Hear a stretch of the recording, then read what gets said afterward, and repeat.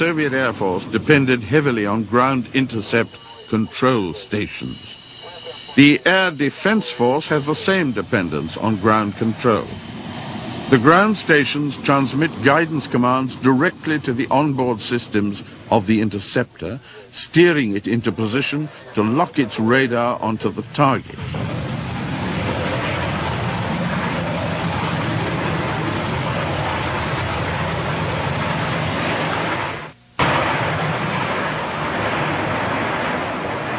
The terrain of the former Soviet Union occupies 1/6 of all the land on the planet Earth. It extends over 11 time zones from east to west. It runs from the cold of the Arctic Ocean in the north to the hottest deserts of Central Asia. It is a vast area to defend. In the Air Force, tactical aviation, or frontal aviation as it has been called since the Great Patriotic War, is organized into air armies assigned to specific military districts.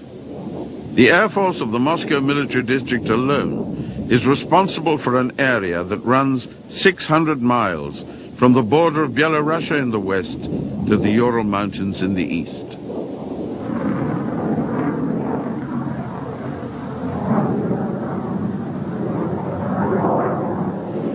Through the 1970s and into the 80s, the MiG-23 was the workhorse of Soviet military aviation, on standby to respond instantly for the Air Force and the Air Defense Force.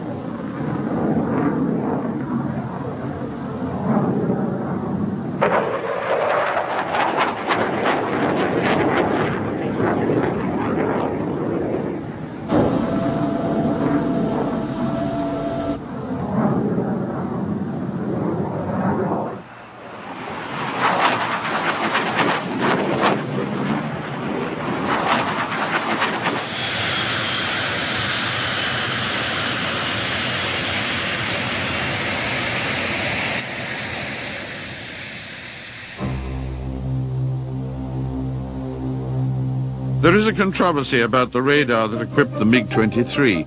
Western observers say that the technology copied from a Phantom F-4J shot down in the 60s allowed Soviet designers to develop a radar that could distinguish between a moving target and something else in the background, like clouds or Earth.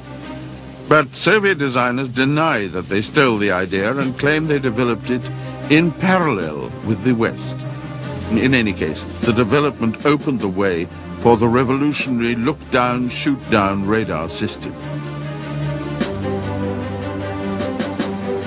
In the early 70s, when the MiG-23 began to be noticed by Western observers, they were not disturbed by it, considering it to be inferior to the new Western fighters in development at the time. But in 1974, when the oil crisis struck and Western economies suffered, it became clear that the MiG-23 had one great advantage. Even by Soviet standards, it was highly producible. As Western defense budgets were cut, MiG-23s continued to flow from the Soviet factories. The key to this ease of production was the continuing Soviet philosophy of simplicity of construction. To take advantage of the situation brought on by the oil crisis, MiG-23 production was accelerated to unprecedented levels. By this time, the first Western variable geometry fighter was entering service with the US Navy in increasing numbers. It was the Grumman F-14 Tomcat, designed to supersede the F-4 Phantom, and to be a major performance advance on the Soviet fighters of the time.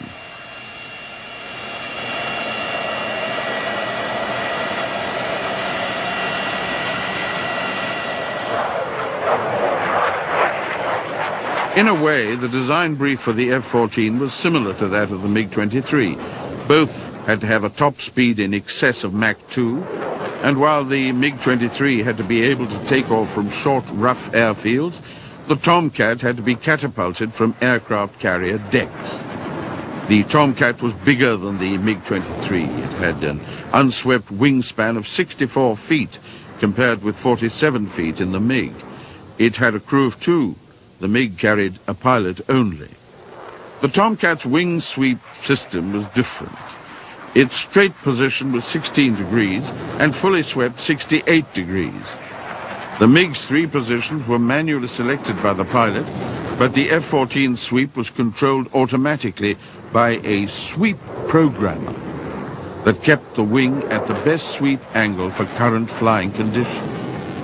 The MiG-23 had 1 engine and the F-14 had 2.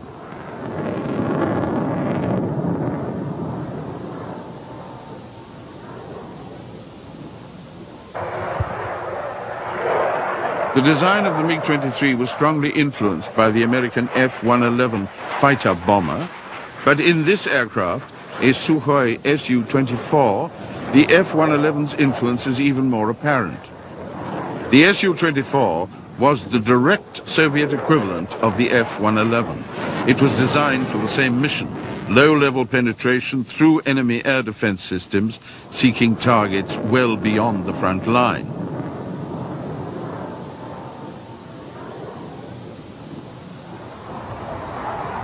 The Soviets classified this aircraft as a frontal bomber, but NATO gave it the code name Fencer. The initial letter F in NATO code stands for fighter. NATO chose an F code word for the Su-24 because its American counterpart, the F-111, is classified by its own country as a fighter. The Su-27 has 2 seats arranged side by side.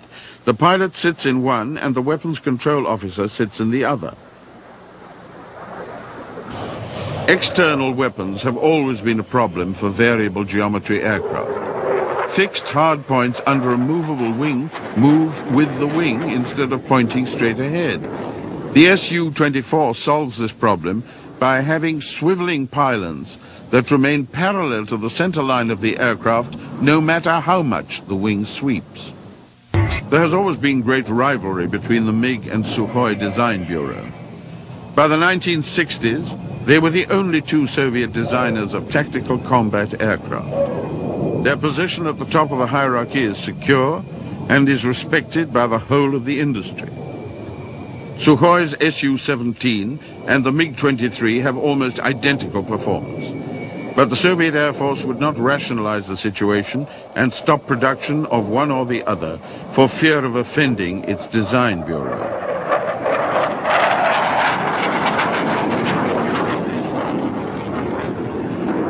There was a design study for an aircraft to be called the MiG-35. It would have been a direct competitor with the Sukhoi Su-24. It never went into production.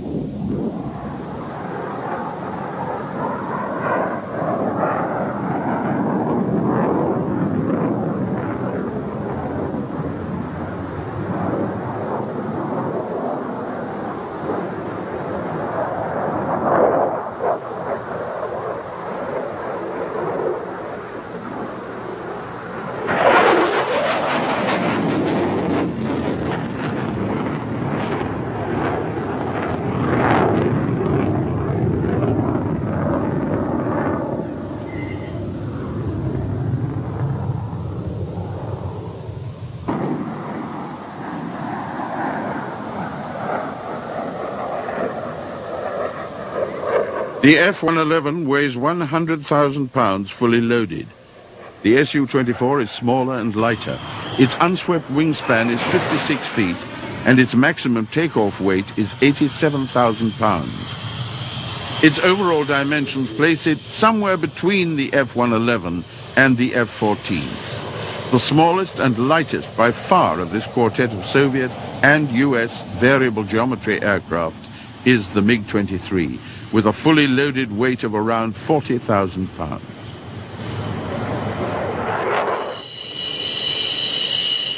By the mid-1970s, the MiG-23BN, with its chopped nose line giving better pilot visibility, was in service.